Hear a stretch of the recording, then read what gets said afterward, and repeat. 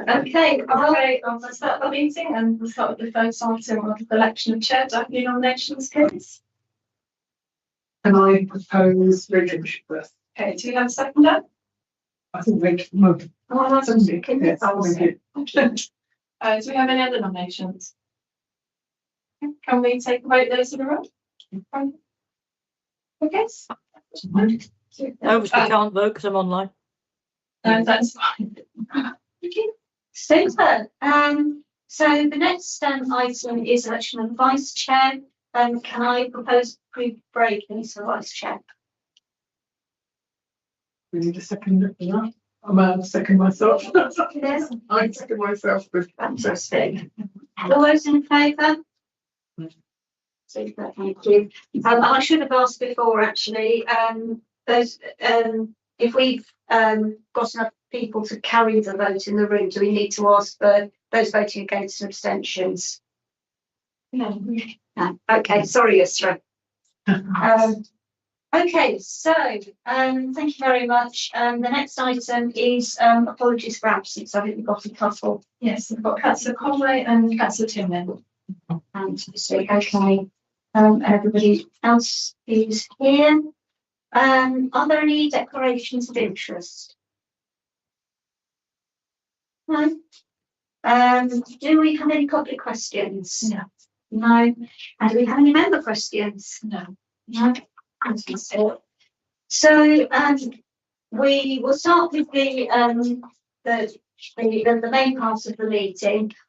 We are going to have one change tonight, and that is we're going to have to move the supporting attendance at work item Sorry, Sharon, to next. Did I miss the minutes?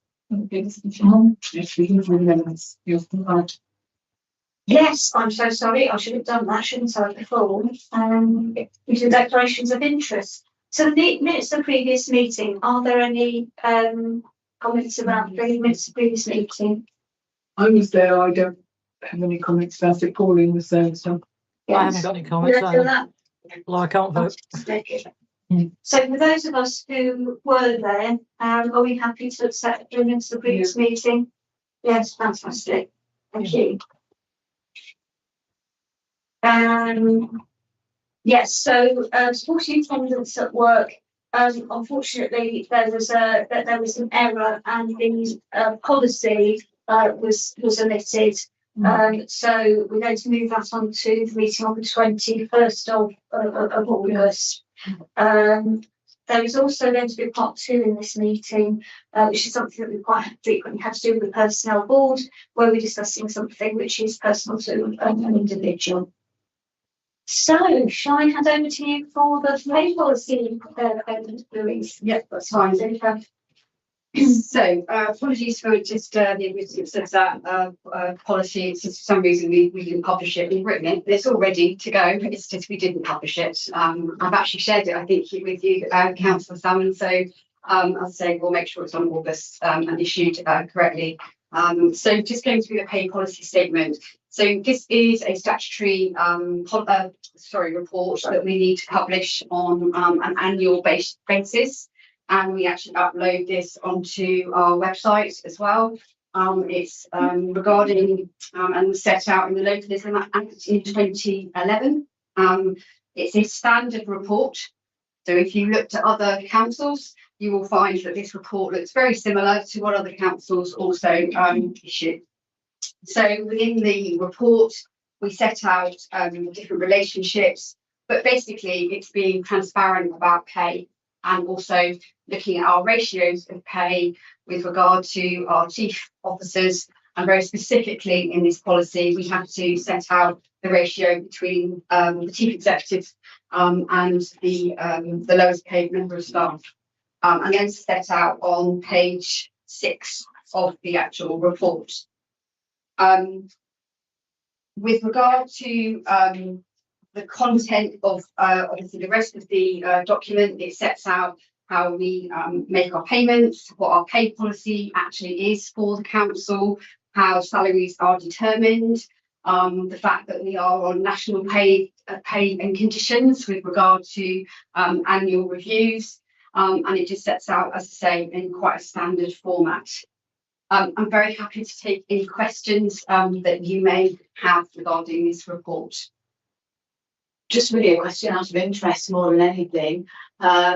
Just on the ratios, and I've noticed that your ratios seem really quite low compared to what the. Do you have a target that you try and keep it under, outside of that kind of 20:1 ratio? We don't have a target as such, Yeah. but we always benchmark ourselves. And so the one thing I tend to do, and I have done, is I've also looked at what other Berkshire Unitary Councils ratios are. They're quite similar. We are probably in the lower quartile with one other at the lowest sort of end with regard to our ratio. And as I say, some of the others are a little bit higher, but as I say, it's not high. We're talking about 8 or 9:1 compared to some, as you say, can be 20:1 and very high for the teens. So Yeah. if you wanted to I add think anything. it's also depends on the demographic and the makeup of the workforce as well. So you'll see within one of the other reports we're bringing tonight, we don't have a lot of the lower banded roles that you would typically find. So our waste, our direct care, they're actually outsourced to agent partners. So that will also influence. So we're trying to make sure through our reports that we have that same information shared when we're bringing our gender pay, our workforce equalities. That the pay policy is slightly different, but we will always try and cover that demographic and make up the workforce so it's accurate reflection, really. Thank you. Pauline. I just wanted to ask about the ethnic mix of starters and leavers. I noticed that the ethnic profile of leavers is a bit higher. I think that's the next paper. Oh, sorry. Okay. Pauline, Sorry. that's all right. I think you're just one ahead of me, which is fine. Okay, I'm quite fair happy enough. to jump ahead, but absolutely. I'll ask you come later. in on- Thanks. Yeah, thank you. No problem at all. No problem at all. And just to note that it says at 1.6 to be confirmed for full council. That was again because this was ready to come in June, and I apologise. I should have put the council date in there. So that will be the next council date that it meets. Obviously, we couldn't do July because we're in front of the July meeting that happened last week. Yes. Absolutely. Yes, I didn't notice that. Yes. So I think it's probably October, because September is now the local plan meeting. And Yeah. we're trying to avoid other business. Absolutely. Okay. Thank you. Appreciate that. And that's okay, you understand. Yeah, we're a lot further ahead. As I say, I wanted to bring this earlier in the quarter rather than at the end of the year, because again, it's making sure that we're up to date with the information. So we have till the 31st of March. So we're very far ahead now. We're getting better with our timings. So October's fine. That's brilliant. Okay. Yes, so Louise, we were just talking today. Louise has been with us a year and a half, and she has made a lot of changes within HR, and being now being promoted. So a lot of what you've done is involves ensuring things like we are doing, meeting our statutory requirements for publishing reports. Yes, and we want to get as early as we possibly can. Okay. Super. I've got not exactly a question, it's more a point. Which at the end of this, it talks about the other relevant council documents and things like travel expenses, retirement, honoraria, market settlements. Yes.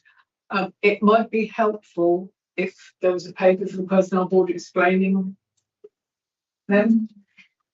Yes, absolutely, Councillor. Just to say that we're actually doing a full review of those, and we will be bringing them into our forward plan.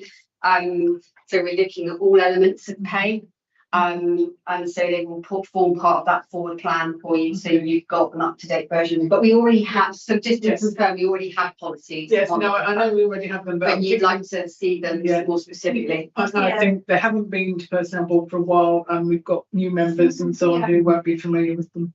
So, yeah.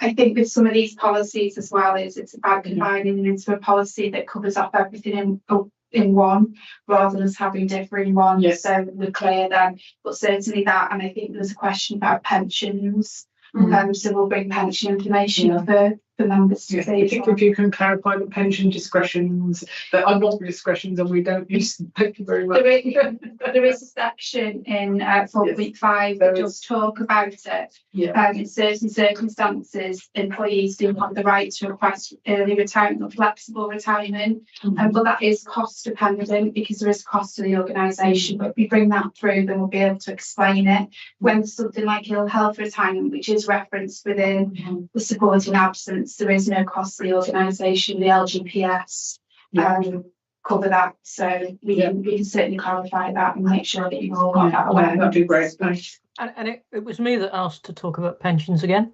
I would also like to understand a bit more about how the pension trustees works and how much influence we have on the policy that the pensions actually have, the pensions trusts have. Yeah, and I have that on my to-do list just again to confirm, so we'll make sure we pick that up.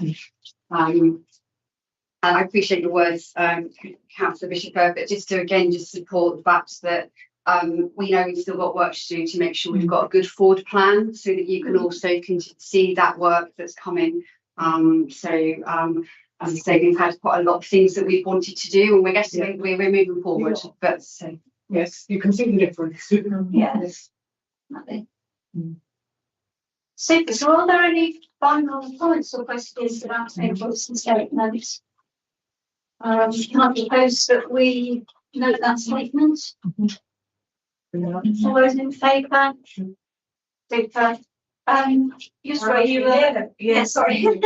I was looking for you there. Fantastic. Okay. Sorry, Chair, could you vote for it to go to council? Yes. Shall we vote for it to go to council again? I'll propose that. Yes. Three It seconds. has to go to council, so. Yes, all of us in the room, Yes. you're able to vote. Yes. Yep, I would vote in favour if I could. Super.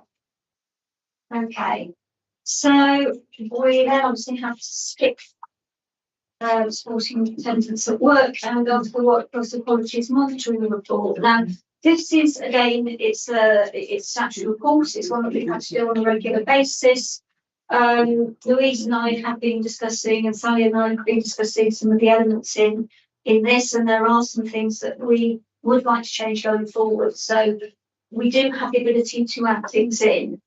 And so I have been asking, for example, at the moment, if you look at the religious breakdown, it's really Christianity and other religions, and I'm thinking particularly with the changing makeup of the borough, we might want to grow a little bit more into the breakdown of other religions to give one example.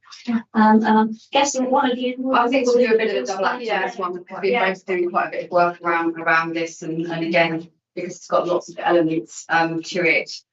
So again, it may feel for those members that have been on personnel board for a little while that you've only just seen this. Again, we're just a lot earlier in the period now, bringing this forward. And again, this is a report that we have to publish as well online and submit our figures. So that's the other reason why it is set out in the way that it is, in the fact that the criteria are set out for us rather than us actually choosing which elements. But as Councillor Bishop has said, we are very keen, and we're going to be working with our different staff network groups, especially around the LGBTQIA plus staff network, to look at the sexual orientation breakdown, because again, things have moved on so much. Sorry, that's on table 7, page 53. I'm just referring to. Sorry, apologies. I should have just made that reference. So again, we're going to be looking at that, and then again, table 8. Similarly, you can see on page 53 that the breakdown is not, I don't feel, wide enough. And again, we will look at that specifically for the council, but make sure we're reporting appropriately. We've also, just sort of going back through the report, with regard to our ethnicity and our sort of checking with regard to the profile of Woking Borough, I think you've got some information which you probably just needed to share. Yeah, there's in the first line for the profile of Woking Borough, doesn't add up to 100%. So I've just double checked it tonight. There is a typo in the figure. So it should be 73 white British and 27% ethnic minority groups. So that will be amended before we publish. And then there is an error that in 2023 we can see that 0% of the borough have actively selected not to disclose. We just need to get that amended. And then the other section that we've not had in there before is on page 51, which it talks about the representation of our workforce, which is the subject that we just talked about before. So this mirrors now our gender pay gap report, so we're clear about our makeup of our workforce, because that does have an impact on how our percentages will shift as well. So we have started to include that this year, which we haven't done before. And as Louise has said, we're wanting to really work with staff networks to enhance our data collection, which we have done successfully with our ethnically diverse staff network. We've achieved our target of data collection there, so we want to try and do that with our new staff network as well. And I think the other area that we also just want to bring to your attention is then on page 54 and 55. So this is probably Councillor Jorgensen may bring up, this was around the recruitment elements and looking at applicants that when we look at ethnicity again and breakdown, when we look at applicants numbers shortlisted and appointed, there's quite a differential with regard to moving through the process. So again, just some explanation, and I'm going to say some because I still think there's some work that we can do. So some explanation around it is that we opened our recruitment process to make it easier for people to apply for roles. So what that has meant is those people that maybe don't have the right to work in the UK are able to apply in that first sort of tranche. And so it's sort of maybe a bit misleading. So we are sort of looking at our system now to make sure that we add that as a criteria and at the opening, because again, there are certain roles where we can sponsor and we will always look at sponsorship if we're able to, but there's a very, again, quite a criteria that sits behind that. And again, I just want to sort of give that sort of some explanation into why those figures may look, there's quite a disparity, I feel, in them. But again, as a team, we are looking at this. And again, from a recruitment perspective, we came in March with a paper very much specifically around recruitment.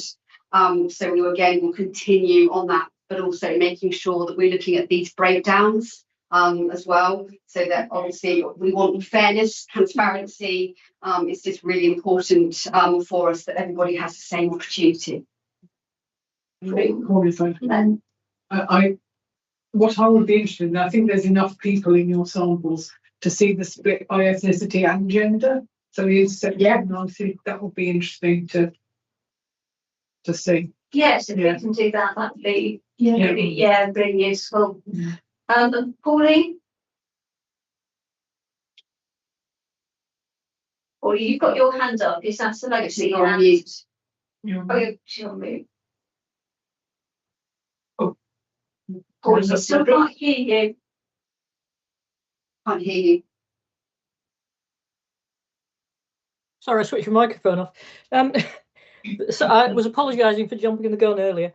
One question's about the ethnicity leavers versus new starters, and I just wondered if that was material or whether it's just within the sort of rounding errors. There's a lot that there are 2% more ethnic minorities leaving than starting, and I just wondered if there is anything there which is significant, or whether it's just that it's very small numbers and it's, you know, it's going to be varying a bit around a mean. I think again there's quite small numbers, but I think just to give you again just some confirmation, again we're doing a lot of work around our exit interviews at the moment. So I think as part of the exit interview work that we'll be doing, we will also be making sure that we look then into, because again I need to know from with those that are leaving why. If it's a lack of opportunity, lack of progression opportunity. So again, we will look to get into those details a lot more. So the second question was about your headings. When it says white British, is that actually what you mean? Because I mean, I was born in Northern Ireland, so I'm not British. And should that actually be UK or should it be British? And I would count as an ethnic minority. It's the way that the statutory report goes in, because I think it's the public sector, the act that we have to comply with. It's quite, the legislation hasn't changed and reporting way hasn't changed, but what we want to do is make sure that we're capturing more information as we're doing our data collection through the monitoring. So we can certainly look at what other organisations would typically ask for. We can build that into our jobs going public through our applicant tracking system, and then we can collect that. So it's just the way that the report that we have to submit is, but we can certainly do more work, which is what we want to do. So yeah, we can expand that That's white good. British, because I think if you do typically, There's categories within that category, isn't there? there's subcategories to it, so it's making sure that we're working with our staff networks and other parts of the organisation to make sure that we're capturing that information. For internal use, you don't have to submit it, but we would be able to use it then. So I think what I just heard is you're confirming that at the moment, if you're Northern Irish, you count as an ethnic minority? No, I don't think it is. Well, that's No, what I it think says. it would fall under white Northern Irish. Yes. I think it would fall under white British. Well, it's not part of Britain, it's part of the United Kingdom. It's the United Kingdom of Great Britain and Northern Yeah, but Ireland. I don't think that counts, because you don't have a nationality United Kingdomish, do you? Well, It's in which British Isles, case, maybe that's the logic. Yes. I think that needs to be clarified. We can check it. Let's check the criteria. Yeah. We'll check the criteria because, as I say, I'm sure it's explained and we just haven't got that level of detail. Yeah. But let's check it and we'll just come back and let you know. But yes, I see the point you made with regard to that.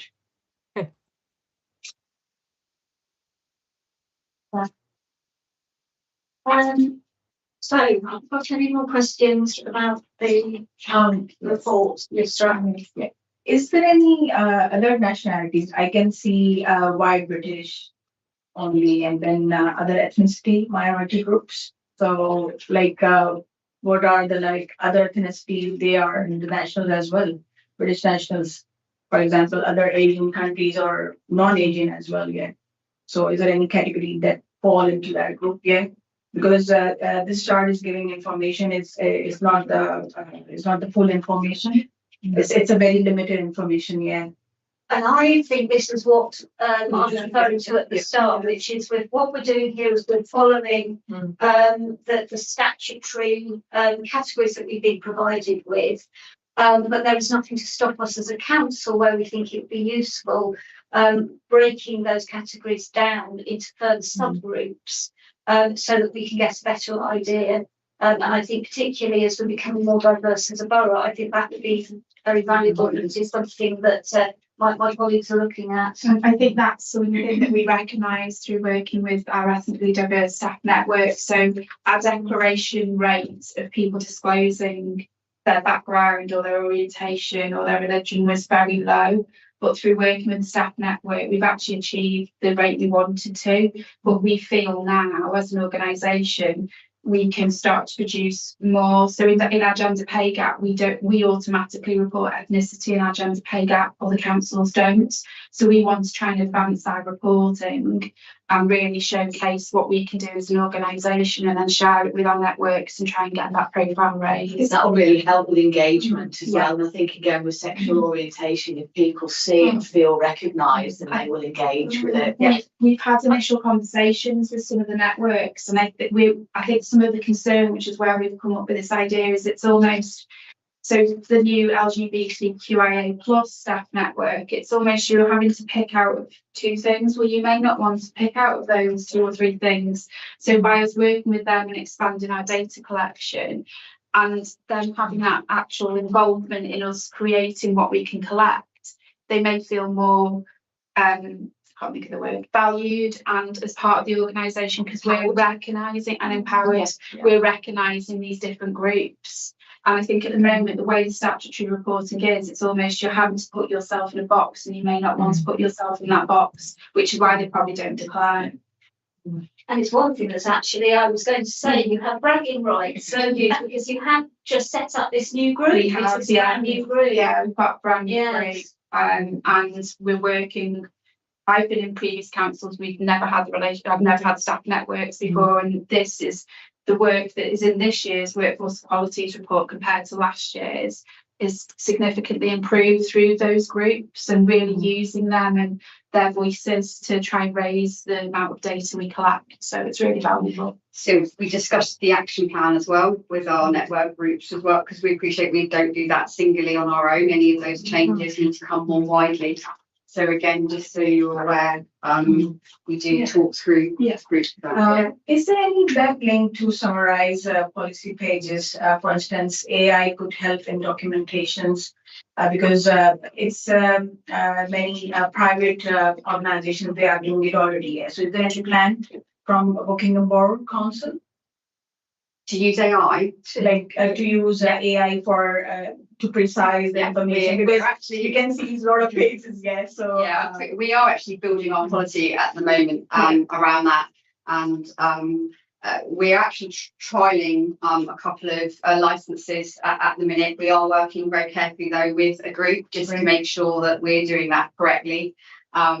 But we are looking to see whether or not there are opportunities for us to do that. So again, just from a productivity perspective, so that we can get, I think, best use of time as well. But as I say, we're using as a control room, working with IT and digital very because I can closely. see we have laptops here and everything from the council, but it would be great, if there's AI web link or to summarize documents and everything, Yes, it's something that's I've discussed with Sally actually. quite Yes. Yes. Yeah, so AI absolutely is something that we said we're starting to use. And also, for example, Copilot. A number of us have licenses for Copilot. So we had a meeting today. I've had a number of meetings recently where we've used Copilot and which will sort of summarise what's coming out of the meeting. So absolutely, we'll be using it AI and we'll continue to do so. We just need to think carefully how we're going to use it. And because that's right. As I was not advised, it's called Copilot for a reason. It's not the answer to everything. And there's something about actually working with Copilot if you use it to. So it's just how we just need to do it in a make sure we use it in the right way, and learning from there are some councils who are using it in different ways in the country, and learning from that as well. But absolutely, it's something that we're starting to use, especially around policy writing, because you can ask it to do it first, and then you pick it up, take it, as you say, from a code perspective. Now you need to look at it in Wokinham's eyes, with Wokinham's people's viewpoint on top of it, which I think is just really important. I think what it hopefully for me is it can help in giving us space to do more strategic thinking. So if we can use the Copilot to actually summarise or create a document, but then absolutely we need to work with the document to do that more strategic thinking. I think that's so it's already in the practice, we've got a limited number of licenses. So because we do need to sort of, but it just costs obviously. We need to think about how using it in the right way. So, but we are using it. Yeah, our head of IT is looking at a policy at the moment, and obviously would be coming to CLT and sharing it with Susan and the leadership team, just to go through how we may use it. And that's why they're getting us to trial a few different ways of doing it. So again, we can look at it in the most productive way and positive way as well.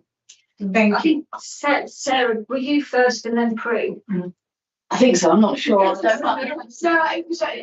to come in on that, and I don't want to go off on a tangent, but I think there's always some care needed around actual accessibility.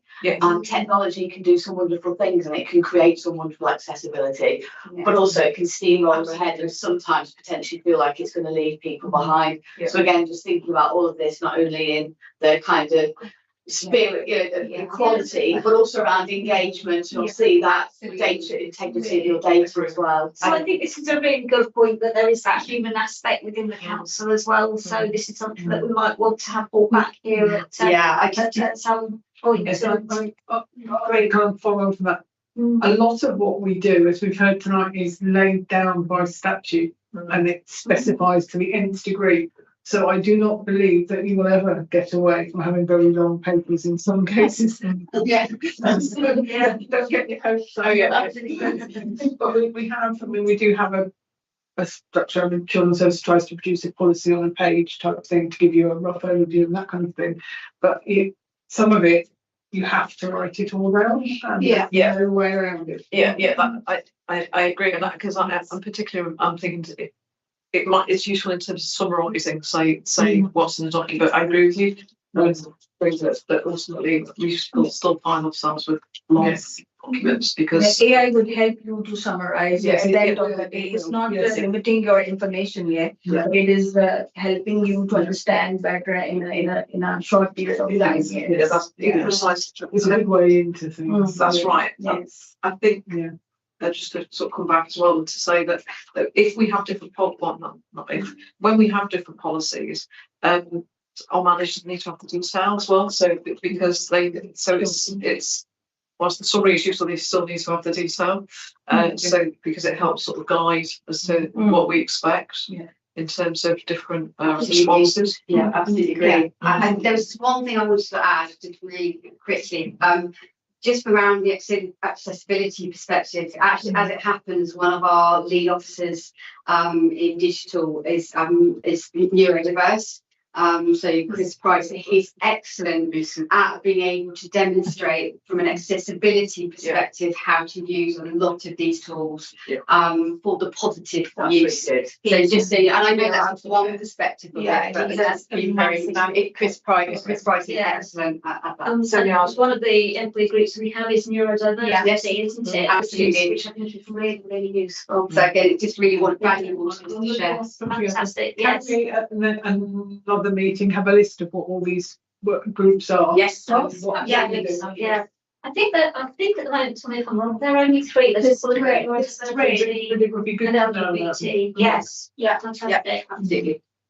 Okay, so that was a really good discussion. Is there anything else that anybody wants to ask about, say, before we vote to note the report, aren't we? Just before we do that, on the action plan outcomes, some of them are green and some of them are amber. Yes. Is the amber hugely worrying, or is it? No, from my perspective, the team are doing really well in sort of changing things. I think it's work in progress. We've been through, as you'll know, as previous members from last year, through quite a lot of change. So for me, I think I'm sure Louise said we're both really happy with the way the action plan is looking. The EDI training was a huge thing for the council.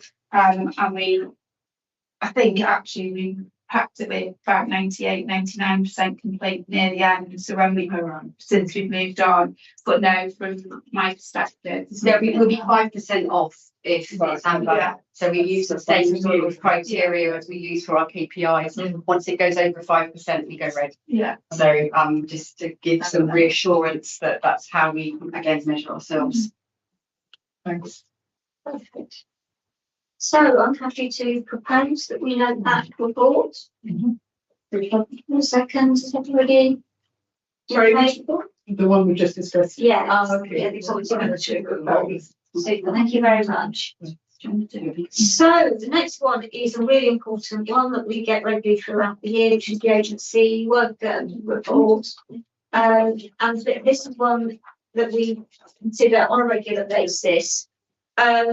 Broadly speaking, we would like to have as many of the council workers to be permanent members of staff as possible. That tends, not always, but it tends to be the cheapest way of employing people. You get the longevity of skill within the organisation. Not always, sometimes it can be cheaper, particularly where you have got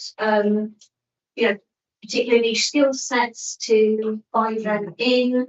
But it is something that we keep under very careful review. This is the last time that we're going to see this report in this particular format. So Lou and Sally have been working to come up with a format of the report which really brings out when there are changes happening, but actually it's probably quite useful that we've got it in the old version for now, because it includes some content that Pauline and Bill and I, for example, have seen a number of times, but will be new to you tonight. I'm going to ask Sally to actually take us through this particular report, as she does all of the hard work collating everything. But I think just to add, just quickly, we are absolutely looking at just updating the way we report on this information, because we know we now got a lot more accurate information. But I'll get Sally just to share that with you. Yeah, so again, it's a report that's been in this format for a while, but I think there's just some specifics that I do want to share, and then there's some context a bit further along.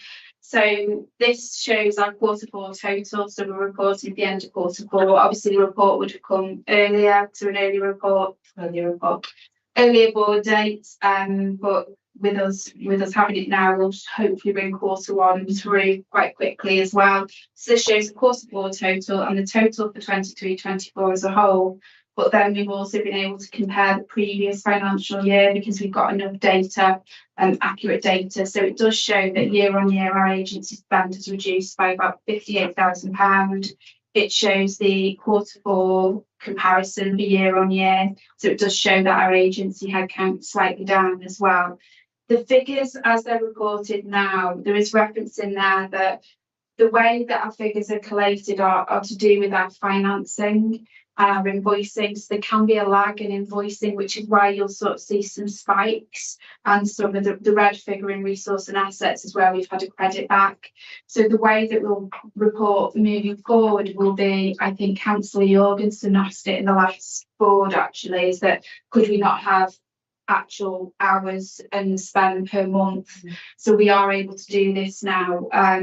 So I'll explain a little bit more about that, but it's also what we feel is relevant to note is inflation. We actually believe if the rate of inflation hadn't been high, the potentially the year on year spend could have been a lot, lower. So we're just accounting for some of that also. We do benchmark against other Berkshires. We are one of the lowest spend on agency across Berkshire, and that continues to be the case. It was the same last year as well. We then have the analysis by directorate. Again, some of this is stuff we've reported the whole way through, so it won't be new to some of the previous members, but it's just there for context. But as Councillor Bishop further said, it is often cheaper to engage interims on a turn it on, turn it off basis, rather than having lengthy fixed term when we don't necessarily need them, which is why we do go down that route. We've also had the mandate in place for over 12 months now, and we've had no off framework. So we have Matrix engaged as our framework provider, and we have had no off framework engagement at all. And so it has come down the cost, and that's been the case now for 16 months. Yeah, which is why we've now got the data to be able to report it differently, because we've now got a whole year, so we can start to bring through that data. The hours worked, where they are, and our plans are. We brought the recruitment report through, as I'd like to try and merge some of that information into the agency, so you can see where we're working to fill the hard to fill roles, which we reference in here, and then try and sort of counteract with this is why we've got interims, because we're having some really great successful stories when it comes to recruitment. So do you recruit your fixed term through Matrix as well? No, that's direct. we try to avoid.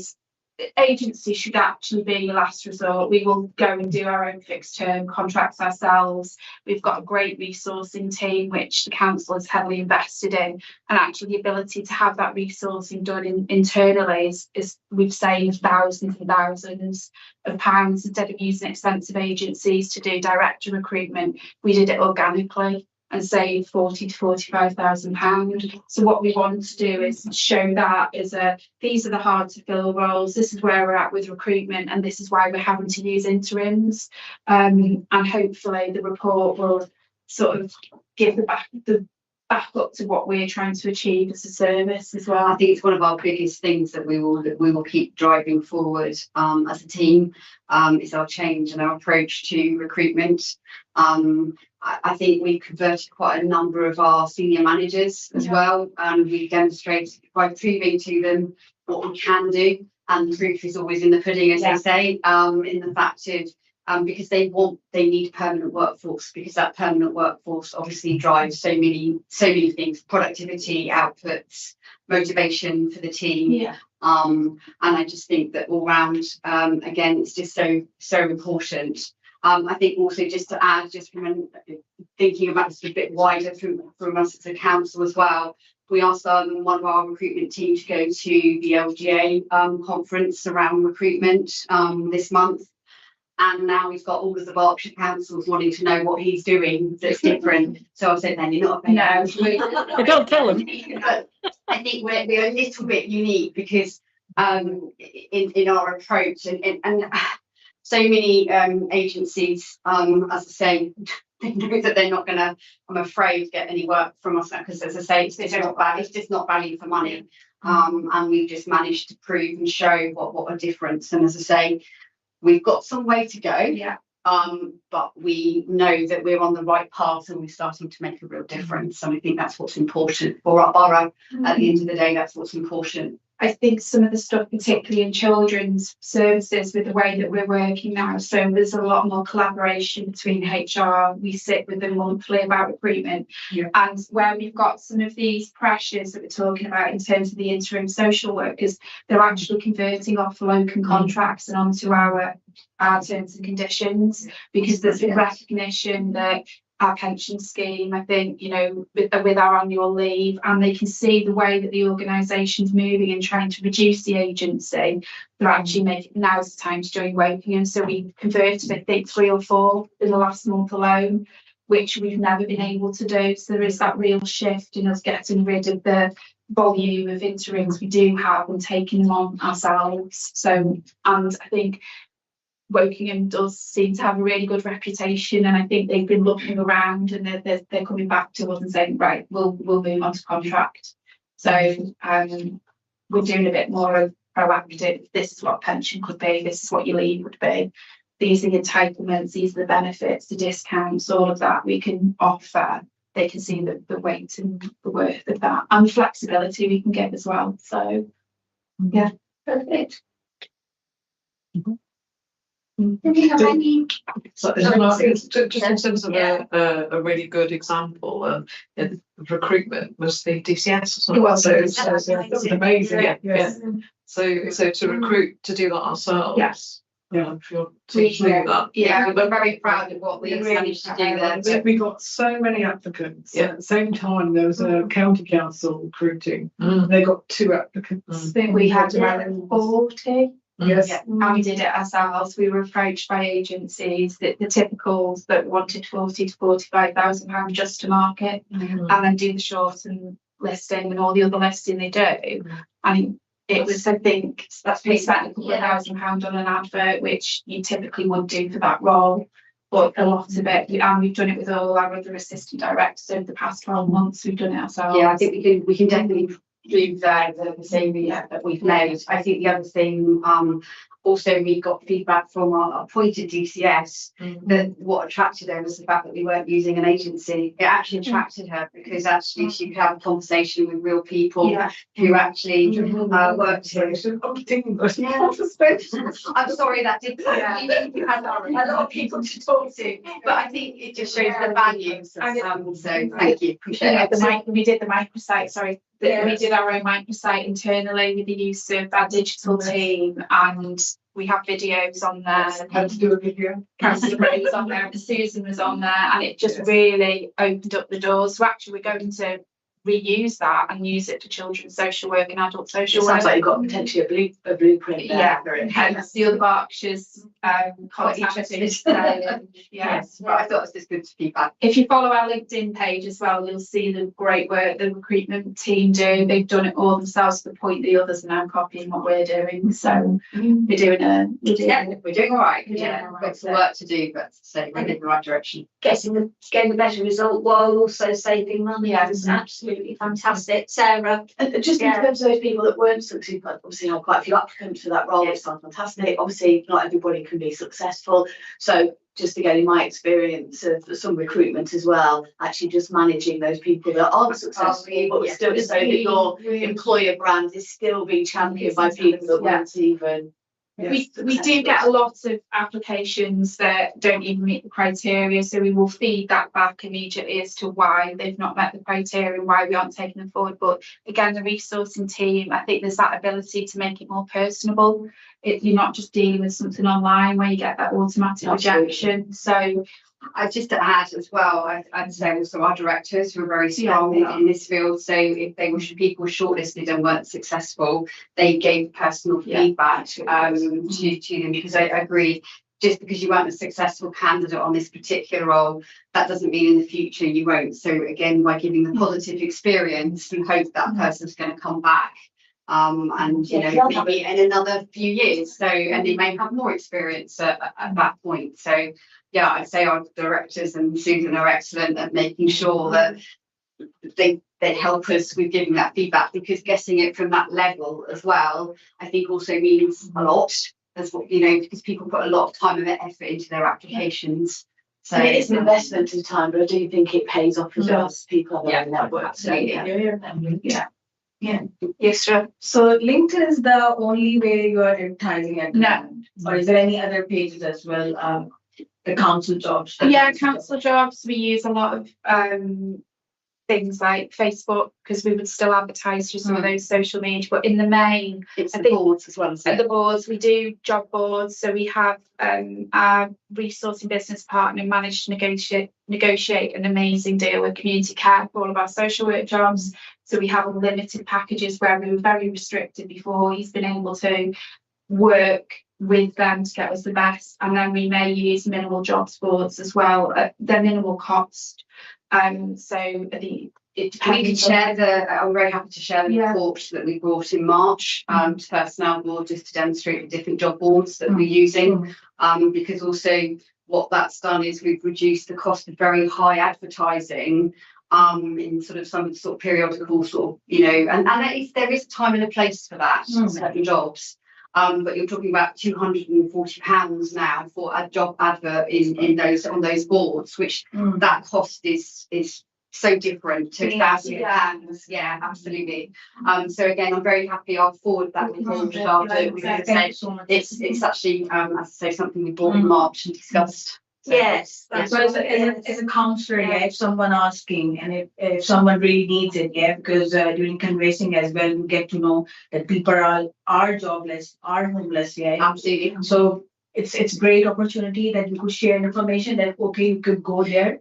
And there are pages there, and it's I think very good. I think very important is to use our own website. So we'll make sure that our own website is also a good place for our local community to look at. So all our jobs will go on there as well, just to make it nice and simple. There is that point. There is the council. I think it's the way that we market and brand across LinkedIn. It's quite eye-catching when you see some of it. So I think that does work in the attraction piece and our branding, which is something we're working on. But everything we have that's fixed term or permanent is on our website, so people can be directed to that. But we can share links for you for that. Thank you. Perfect. So do we have any more questions or comments about the agency worker report? Can I propose that we vote to note that report? Second, we go through. Is everybody happy with that? Yes, right. Yeah. Can we minute the overall congratulations on good progress? Yes. Yes. Yeah, absolutely. Thank you very much. Thank you. Yeah.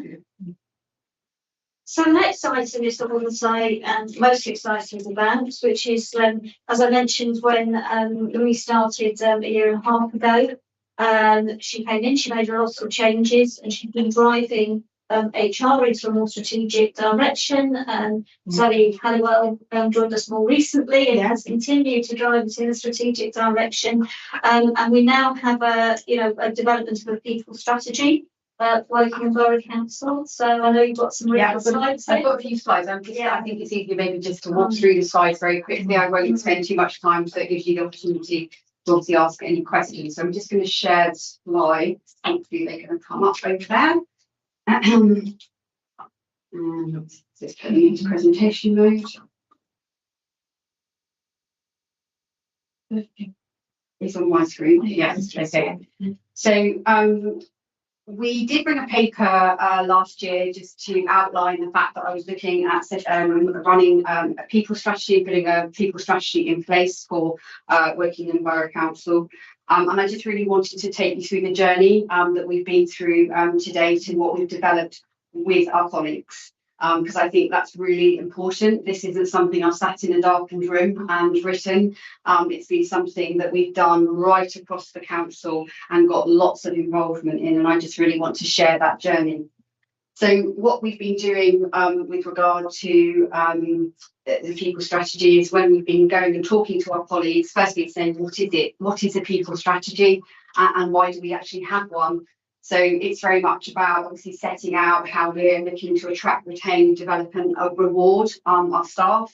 That's quite an HR sort of orientated. So when you actually see the wording of our people strategy, we try and veer away sometimes from some of that wording.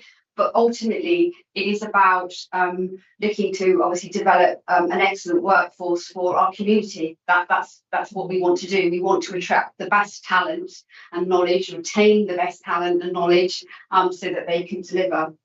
And obviously, with doing that, we obviously then develop an excellent sort of culture within the council where people feel empowered and hopefully can see opportunity if they want it. Not everybody wants that opportunity, but it's obviously making sure that we're growing and developing our staff. So if my slides are going to work. No. Okay. So quite a busy slide, but I think what we just wanted to get across very strongly was the amount of contribution and interactions that we've had. So this actually was a measurement done before we had our colleague conference, and our colleague conference brought together quite all of our staff, the high majority of our staff. And again, we shared what we were doing around the people strategy, and we had a networking event as well at that. So again, to get people's views on it. And as you can see, that was where, as I say, we started to build and develop the wording for our strategy. So we then came up with the commitments. So we have 4 commitments that we have developed. We care, we share, we learn and we belong. If we just go through, so each of our 4 commitments, we list our sort of descriptors, what that actually means, what does it include, what our success measures will be, and our commitment statements. So with We Care, these are the elements that they actually include. And very high on our colleagues' feedback was very much around healthy work-life balance was very important. And again, I know how important that is to the council.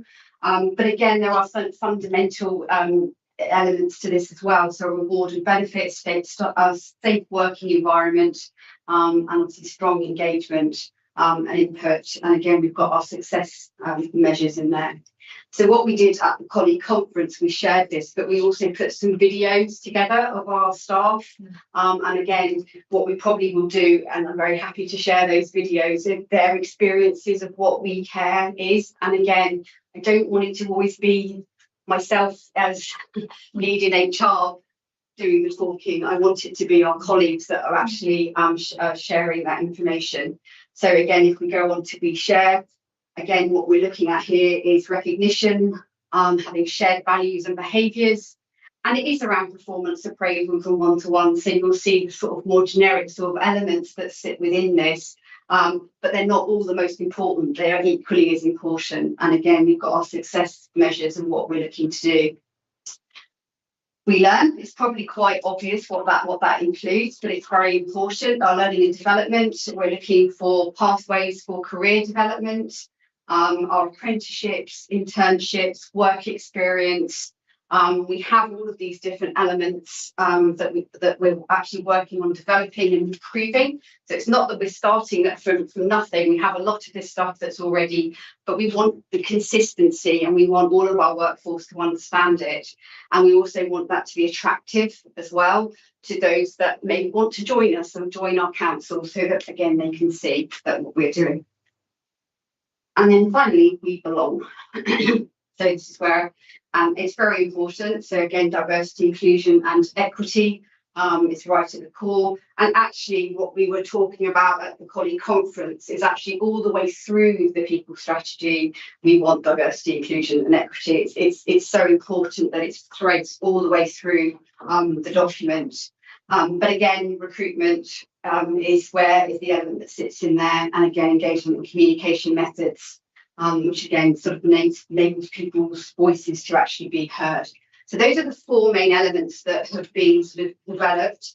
What we're doing at the moment is turning this into then a document that we are sharing with our staff, and we'll be looking to bring that back to Personnel Board in September, at the end of September.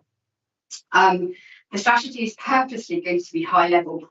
So it's not got lots of words in it. I could sit there and describe all the different HR elements that need to be done, but that's just going to switch lots of people off. What we need it to be is quite punchy, and it tells you quite quickly what it is that's important to us.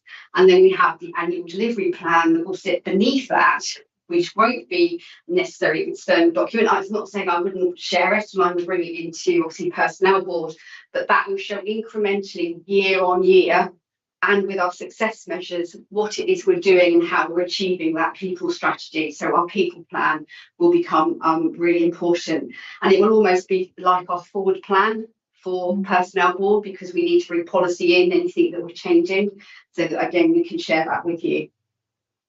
And I think that was the end of the presentation. I did keep it fairly short, but as I say, I just wanted to give you the highlights of what's happened. So we did, as I say, a survey with our staff, which we got a lot of different feedback from. And as I say, we're just working through and now sort of building that final people strategy. And as I say, if anyone has any questions, I'm very happy to answer them. Right. So who approves the strategy? Is it Personnel Board? Yes. I think it actually goes on from, I think I'm going to look over it, Madeline, but I think as it goes to, does people strategy need to go to council, or is it executive? I was just going to check that one. Okay.